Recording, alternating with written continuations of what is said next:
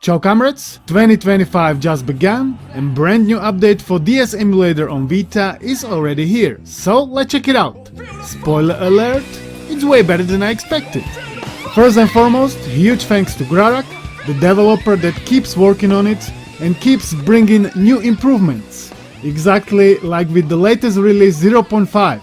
Your work is greatly appreciated, brother. If you want to install this emulator, you can, it is very easy. Your Vita needs to be modded, then you need to install Shader Compiler plugin, then latest Kubridge plugin, then you need to create a folder inside your UX0 data folder and call it DS Vita, and you need to put all your unzipped ROMs in there.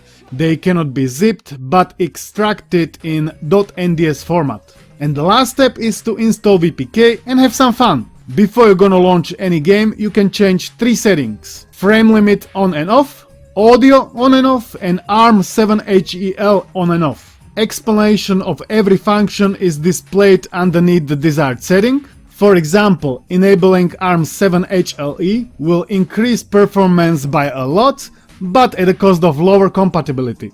So you need to disable it if the game crashes, gets stuck or doesn't boot at all. My default settings for every game were frame limit on, audio off, and I was toggling ARM7 for each game because it was needed. So let's get into the gameplay, shall we?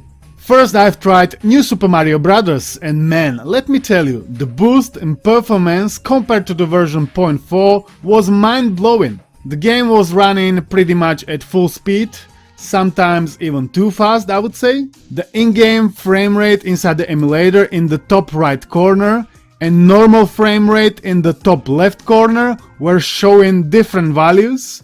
Not sure why, I'm keeping them both on and I'm judging it just by the feel of it.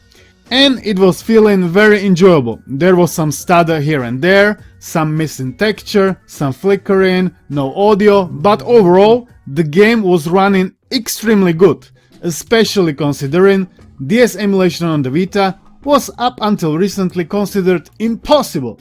So what exactly Jarek changed that it runs so much better? He implemented fast memory for reading with Kubridge, as well as software fast memory for writing. 3D operations and audio sampling were accelerated with Neon, JIT compilation is faster, ROM word lookups too, then few other changes that you can see on the screen, and there was also regression in 3D rendering due to the removal of polygon clipping on the CPU side. Second game I've tried was Need for Speed Underground 2. This is a 3D game and it was running also surprisingly fast. Yes, the rendering was broken, but I mean, just look at the frame rate. It wasn't running bad at all, and keep in mind, from now on, it's only gonna get better. Castlevania Dawn of Sorrow was crashing, no matter what setting I've changed. It wouldn't go past the signature, I was able to sign it, touchscreen worked okay, but nothing further. Animal Crossing Wild World, another 3D game, rendering was broken, but the frame rate was again not bad at all. 3D games might not get into playable state, but many 2D games are already playable, like Kirby Squeak Squad. Some stutter here and there, but overall, very fun experience. Advance Wars, Dual Strike, some graphical glitches, but frame rate once again not bad at all.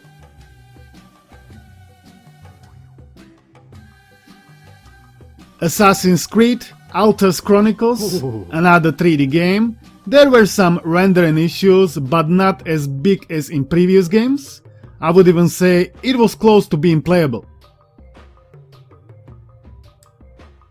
Castlevania, Order of Ecclesia. I watched a nice cutscene, then the rendering was a bit broken and I didn't know what to do, where to go, but the frame rate was okay. Mario and Luigi Partners in Crime were crashing, no matter what setting I've changed. Mario Kart DS, rendering was again broken, but frame rate much better than last time that I've tried it. Pokemon Diamond version was working okay, some stutter here and there, some lines on the pavement, but overall very promising.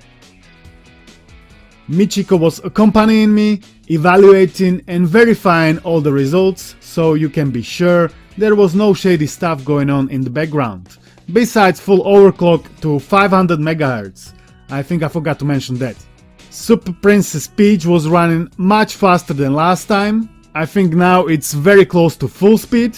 Same as Star Wars Episode 3 Revenge of the Sith, it seemed to be running very close to full speed. I couldn't run Crush of Titans, it wasn't crashing but there was just black screen. In Mario and Luigi Bowser's Inside Story, I wasn't able to choose the save file and it wouldn't let me to continue. This update surely exceeded all of my expectations and we are still just at the version 0.5.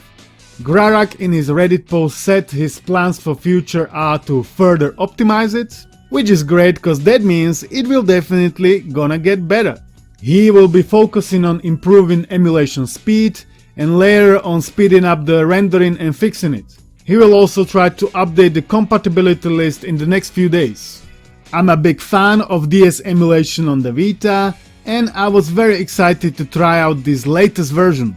Many comrades once had a dream that once we would be able to play DS games on the PlayStation Vita, and I think that day is finally here. Viva la Vita homebrew developers! That never ceased to amaze me what else can be done and achieved on the 15 years old hardware. You are the best!